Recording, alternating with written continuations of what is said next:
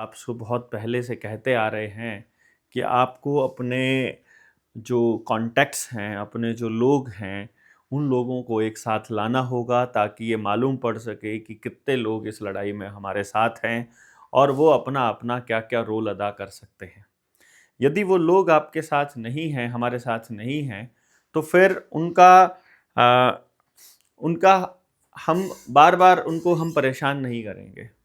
तो उनका contact number हम लोग तय कर सकते हैं कि ये हमारा हमारा साथी इस विचारधारा का है और इसके साथ अभी इस नंबर पे मतलब इस मौके पर बात करना ज़रूरी नहीं है।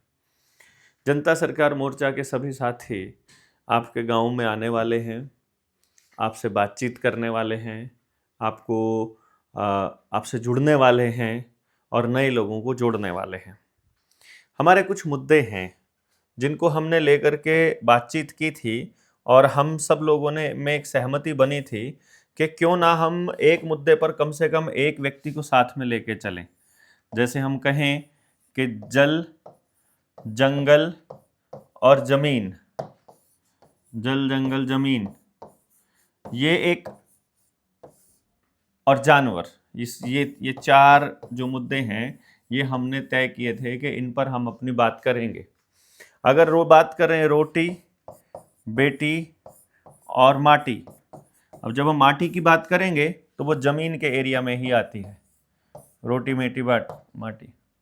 और जब हम बात करें खेत खेड़ा खाप की, तो खेत भी इसी उसमें आता है, खेत खेड़ा और खाप। और जिस टाइम पर हम बात करते हैं शिक्षा, स्वास्थ्य, न्याय, राजनीति, खेती, शिक्षा, स्वास्थ्य, न्याय,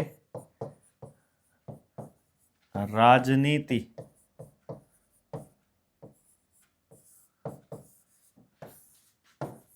खेती और धर्म। बस इसको आप ऐसे समझिए कि जैसे ये खेती, ये माटी, ये ज़मीन और ये खेत, ये एक शब्द काउंट कर लिया जाए, ये चारों का एक, तो हमारे पास बनता है 1 2 3 4 5 6 7 8 10 11 12 13 13 मुद्दे हमारे पास बचते हैं, जिनमें हर मुद्दे पर हमें कम से कम एक व्यक्ति चाहिए। तो हमारे को एक गांव से कम 13 मेंबर्स के एक टीम चाहिए हर गांव से, और अपने अपने इंटरेस्ट पर जो काम कर सकता हो। मतलब ये आपको देखना होगा कि अपने अपने इंटरेस्ट पर, कोई किसी के इंटरेस्ट पर काम नहीं करेगा। आप इनमें से अपना तय कर सकते हो कि आप इसमें से किस दिशा में काम करना चाहते हैं।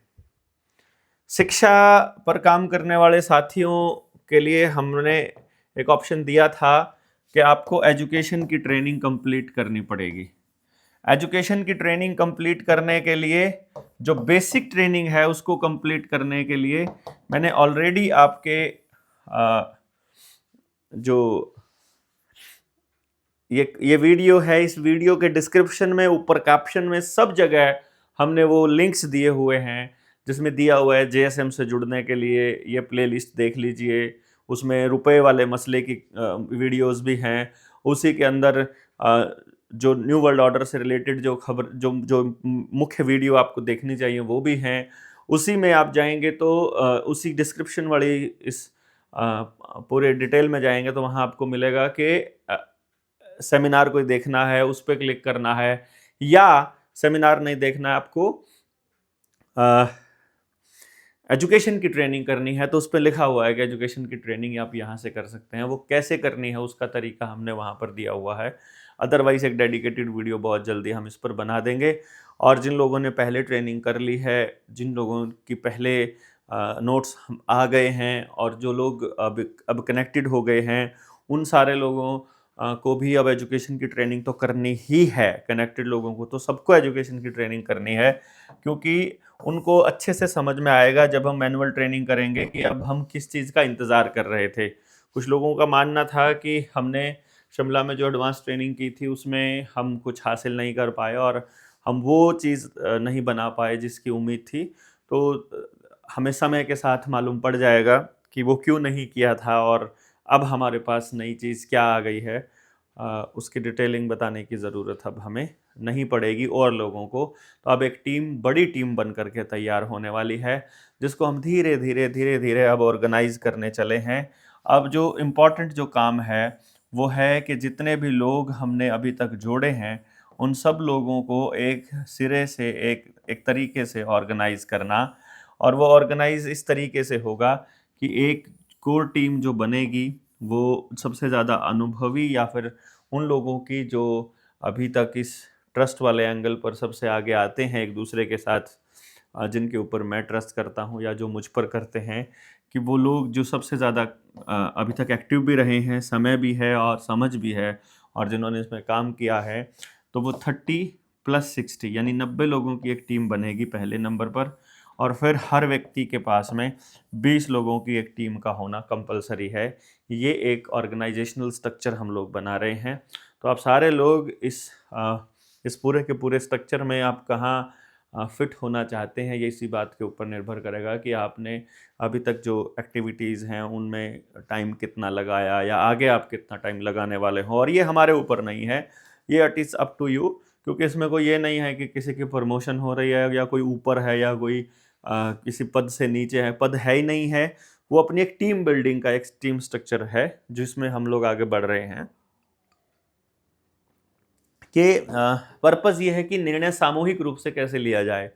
किसी को ये नहीं लगना चाहिए कि यहाँ तो निर्णय अकेला ये एक बंदा ले रहा है और ये ले रहा था निर्णय, उसकी बात मानी नहीं, और ये ले रहा था तो इसकी सबको माननी ही पड़ेगी। कोई कंपल्शन नहीं है, कोई माने तो भी कंपल्शन नहीं है, कोई नहीं माने तो भी कंपल्शन नहीं है, लेकिन हम इस पे आगे कैसे एक दूसरे के साथ बढ़ें ये एक ज़रूरी पार्ट है।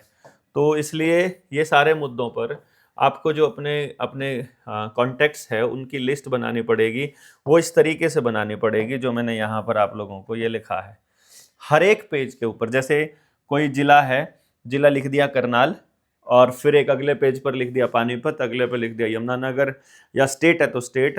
तो अब आप अपने अपने अपने उस कॉपी के अंदर बंदे का नाम, जैसे आपने कांटेक्ट में खोला पहला बंदा अजय, देखा कि ये तो बीजेपी का धुर समर्थक है या विरोधी है या कांग्रेसी है या आम आदमी पार्टी से है, किसी से भी है, वो हमारे काम का फिलहाल नहीं है।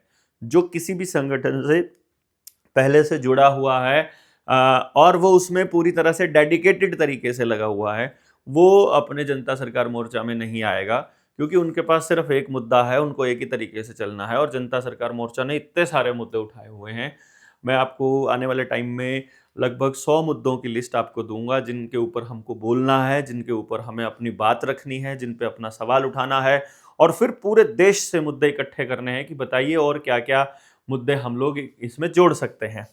तो दूसरा बंदा उठाया, कोई और नंबर मिला, अमन मिला मान लो, तो वो अमन जो है उससे बात की, उससे कहा कि भाई ऐसे ऐसे करके हम लोग तुम्हारे गांव में आना चाहते हैं, और वो फॉर एग्जांपल करनाल से ही है।